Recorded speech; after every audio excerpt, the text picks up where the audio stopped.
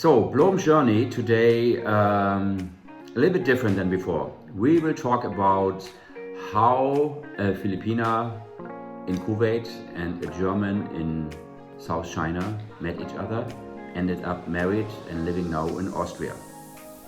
Okay, so it's a storytelling video, how we started, how we met, and yeah. Okay, so you see, it's all live, right? So it all started on the dating website. We cannot say the name here, but obviously it's a dating website in Asia. So let's start with my wife, how bored she was to be active on the dating website. Yeah, okay. It all started when I was in Kuwait. That was 2013. I don't remember exactly the date, the month, but the year is 2013. A friend told me not to get bored, not to be homesick, miss the family in the Philippines, go on a dating site. So this dating site, I sign up, and then Yeah, I signed up the same for the same reason. I was a little bit bored of some women around me where I lived in South China. So I found this website, sign up, strolling around, and yeah, then we found each other and we started chatting. yeah, we started chatting, not mostly every day because I need to work. I am working, and then I can only use my phone during at night before bedtime. Yeah, and we had the time difference because I was in Hong Kong and you were in Kuwait. Yes. So yeah, we are chatting, and then there are some argues, ended up blocking each other.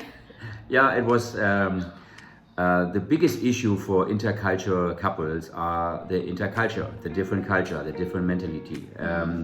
I'm from North German, very impatient, very straightforward. Yeah, that was a problem. So we ended up, I blocked her, she blocked me, I unblocked her, we stopped chatting, deleted her, requested new friendship, you know, all this shit show back and forth. Yeah, and then we lost contact for a couple of years. 2 years, I think. Yeah, it was we lost 2000, contact, 2015. and then I went back to Kuwait for another contract for another 2 years, and then something's happened in my work. So I asked him, I chatted him again. I started to chat with him, how are you? And then, can I ask you a help? Because that time I'm really struggling, and then I want to go back home, and then I couldn't because I need to finish my contract. I can go home unless I need to pay my employer. So and then yeah, she asked me, but at this time I was moving from China to Hong Kong. So, and obviously I a little bit problem to send some money to someone I never met. So ended up I said, sorry, I cannot help you. So, and then it was again for, I would say, 1.5 years, no contact. And then it was December 2016. I don't know, I was bored, or maybe I had too much beer, I'm not sure about it.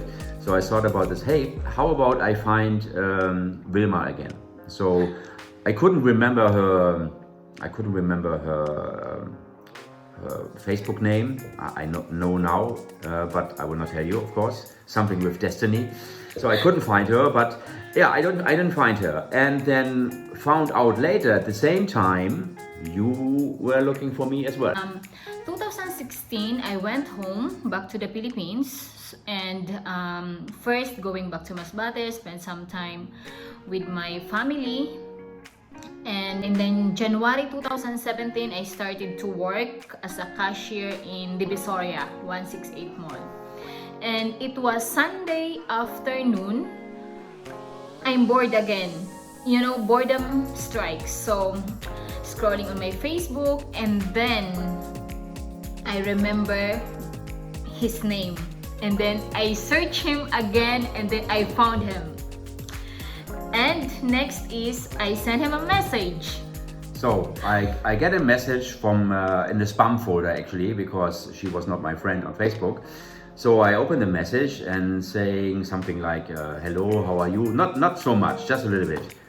And I said, who the hell is this? So I sent a message back, who are you? And then straight away she sent me, I am, and then she said her former Facebook ID. They said, here we go again after 1.5 years. So we start to chat it again. So me being straightforward, asking, hey, you still not married? Yeah, and she said no. Yeah, okay. Then I said, you have a boyfriend, and I didn't get an answer.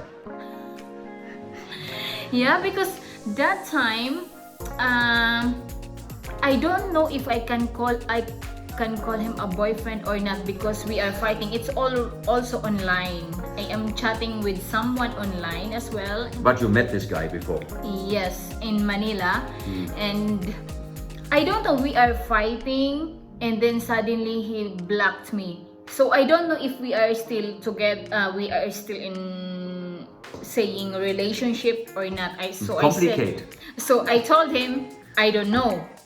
Yeah. Because I don't know. So and then I started, oh come on, shit so started again.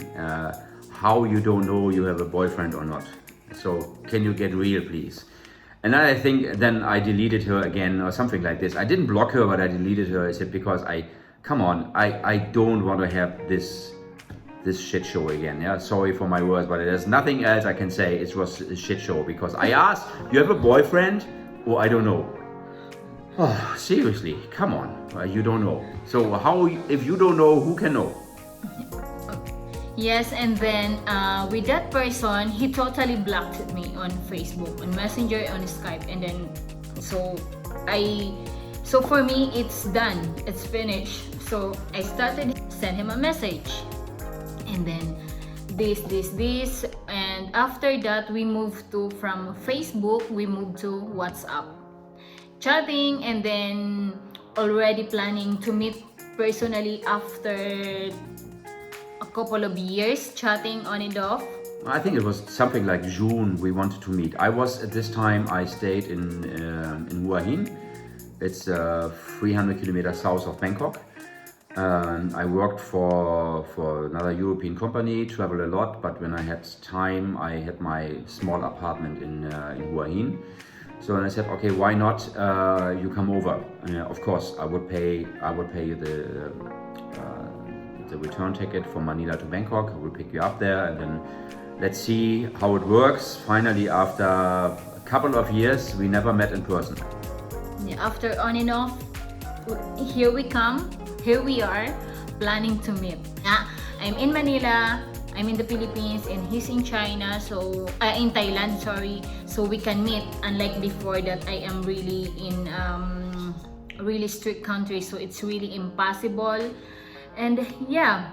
Then the plan was you come over, but then came something in between, and then I made a holiday with my daughter, so we postponed it. And then which month was it? September? August. So August, said okay, let's get it done. So I booked the ticket for her, sent some money, of course, because of the immigration, knowing the immigration will ask, do you have funds, you have a hotel booking, you know, all this weird questions from the immigration in the Philippines. So prepared everything. Yeah, and then I went to Bangkok a night before, and then early in the morning I picked her up. Yeah, but you know guys, before this meeting happened, there is something I have to share with you guys, how I get through this, because it's really difficult for us as a Filipina traveling alone, especially as a tourist. And so I will make another video, separate video on this, how I get through this immigration stuff, going to Thailand to meet him. So that's all for the first part. The second part will start when I went to Bangkok, pick up Wilma, and Wilma will do a separate video because it's worth a separate video how we went through the immigration. I can tell you so far I had a long phone call with the immigration officer, but this you will see later. Yes, okay. So it will end up here, the first part. So we will do second part on this, and then for all you guys who want to know what happened during that immigration process, so please stay on our YouTube channel and be with us so that you can see what's going on and then what's happening from then and until where we are now, because it's really a long journey and a lot of process. I mean, a long process, and I can tell you shortly what's coming. It will be Thailand, it will be China, it will be Cebu, it will be Quezon City, and it will end up in Austria, in South Austria, Klagenfurt. Okay guys, thank you for this and see you soon. see you soon. Thank you for watching.